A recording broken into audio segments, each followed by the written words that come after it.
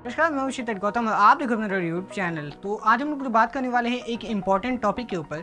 थोड़ा एनर्जी ज़्यादा है मेरा। तो आज जो हम लोग इम्पॉर्टेंट टॉपिक के ऊपर बात करने वाले हैं, जिसमें हम लोग बात करेंगे कि कहाँ पे कौन से पेंसिल को यूज़ करना है और क्या कोई एरिया ऐसा होता है जहाँ पे पेंसिल को लिमिटेड ग्रेड में यूज़ करना है। तो उसके ऊपर मैं पूरा आपको बताऊँगा, तो पूरा वीडियो एंड तक देखना।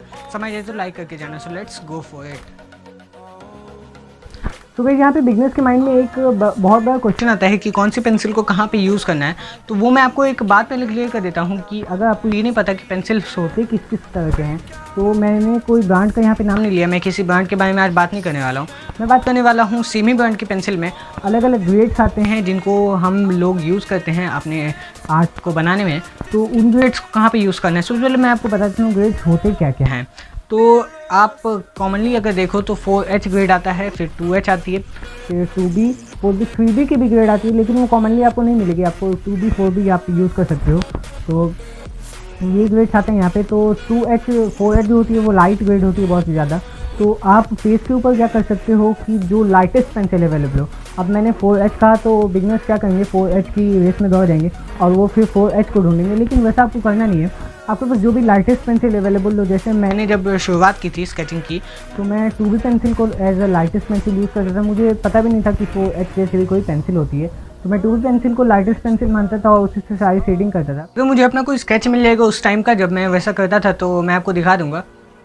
खैर, बात करते हैं। तो 2B पेंसिल को मैं लाइटेस्ट पेंसिल यूज़ करता था। अगर आपके पास 2B लाइटेस्ट है तो यूज़ करो, लेकिन अगर आप 4B को अपने पास लाइटेस्ट मानते हो तो आई डोंट रिकमेंड यू कि आप उस पेंसिल को यूज़ करो, क्योंकि वो थोड़ा डार्क में चला जाता है, आप भी जानते हो। तो आप लाइटेस्ट पेंसिल जो भी अवेलेबल हो, जैसे extra layers will give you more darker feel, तो उससे आपका फील तो आ ही जाएगा। क्या वहाँ पे अब आपको 8B पेंसिल यूज़ करने की कोई ज़रूरत नहीं हो जाती है। तो आप 6B तक यूज़ करो, बहुत ही ज़्यादा ज़रूरी अगर हो जाए तभी 8B पेंसिल यूज़ करो।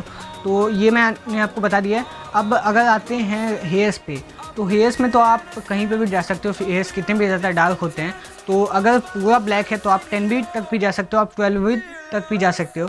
या फिर अगर कोई महंगी पेंसिल है, जैसे मैं टॉम्बो मोनो 100 का एग्जांपल लेता हूँ, तो वहाँ पे 6B सबसे ज़्यादा डार्क होती है। तो जो भी आपके पास डार्क पेंसिल हो वो आप यूज़ करो हेयर्स में, सबसे ज़्यादा डार्क। अब ये मैं रिकमेंड नहीं कर रहा हूँ कि अगर आपका हेयर लाइट भी है, जैसे कुछ हेयर्स होते हैं जो वाइट एंड ब्लैक के मिक्सचर होते हैं, अब वहाँ पे आप पूरा ब्लैक यूज़ कर दोगे और उसके बाद वहाँ हाइलाइट्स करना चाहोगे अपने नॉर्मल इरेजर से, तो इट इज़ नॉट पॉसिबल और अच्छा भी नहीं लगता है। तो एक आप खुद से ऑब्जर्वेशन पावर तो बनाओ ही कि इतना मेरे को यूज़ करना है, तो उससे आपको पता चलेगा कि कहाँ पे कौन सी पेंसिल को यूज़ करना है कितना। ठीक है। और आप प्रैक्टिस कर सकते हो 3D शेप्स की, जिससे आपको शेडोज एंड हाइलाइट्स का अच्छा आइडिया लग जाएगा। तो उससे आपको बाद में फिर मदद मिलेगी कि कितना डार्क कहाँ पे करना होता है। ठीक है। अब अगली यहाँ पे बात करें तो जैसे कोई हाईलाइटेड एरिया होता है, जैसे मैं एग्जांपल ले लेता हूँ मेन नेक का। यहाँ पे देख सकते हो आप लोग बहुत ही ज़्यादा लाइट आ रही है। तो इसमें क्या करना होता है कि जहाँ पे हाईलाइट आ रही है उससे आपको शेडोज़ निकालने होते हैं। तो वो आप पहले तो बेस लेयर बना लो, उसके बाद डेप्थ का इफेक्ट दे दो। फिर डेप्थ का इफेक्ट अगर आपने 4B तक से दिया तो इसको आप 4B से ही करो, लेकिन लेयर्स ज़्यादा बनाओ। अगर आपने यहाँ पे 6 लेयर्स बनाई थी 4B की, तो यहाँ पे आप 8 लेयर बनाओ, 9 लेयर्स बनाओ, तो उससे आपका एक थोड़ा और डार्क फील आ जाएगा। अब ऐसा नहीं कि आप लोग यहाँ पे भी 8B यूज़ कर दो, तो वो एक बेवकूफ़ी होगी और वो मैं आपको रिकमेंड नहीं करता हूँ। तो पूरी वीडियो के यहाँ पे कंक्लूजन तो ये निकला कि कोई लिमिटेड ग्रेड यहाँ पे फिक्स नहीं है किसी जगह पे यूज़ करने के लिए। आप कहीं पे भी कोई भी ग्रेड यूज़ कर सकते हो, लेकिन वहाँ पे आपको देखना होता है शेडोज़ कितने हैं, हाइलाइट्स कितने हैं। ये दो जो चीज़ें होती हैं ये बहुत ही ज़्यादा इंपॉर्टेंट होती है। और अगर आपको इसके ऊपर पूरा मतलब प्रैक्टिस कर लेनी है तो आप 3D शेप्स प्रैक्टिस कर सकते हो।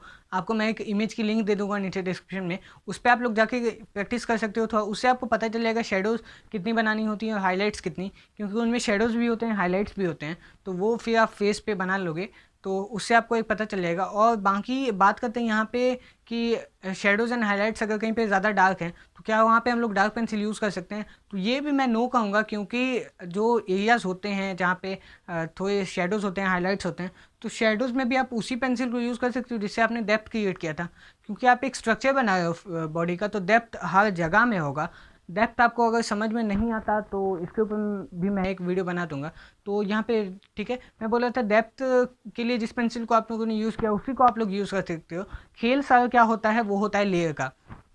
तो लेयर आप इंक्रीज़ कर सकते हो। जैसे आप लोगों ने अगर डेप्थ में 6 लेयर बनाई थी तो वहाँ पे 9 लेयर बनाओ, 10 लेयर बनाओ जहाँ पे शेडो हो, तो उससे आपका डेप्थ और शेडो में पता चलने लगेगा कि कहाँ पे डेप्थ कहाँ तक मतलब 3D का शेप आ रहा है और कहाँ पे मेरा शेडो है। जैसे ये वाले एरिया में कम लाइट आ रही है तो यहाँ पे शेडो फॉर्म होगी ऑब्वियसली। तो यहाँ पे मैंने सेम अगर करना है तो मैंने सेम पेंसिल यूज़ करनी है। तो उससे क्या होगा कि एक पहले तो मिक्सअप हो जाएगा कि ये लाइट टू डार्क जा रहा है, यहाँ पे लाइट टू डार्क, तो ये आपको लाइट टू डार्क ही शेड करना है यहाँ पे।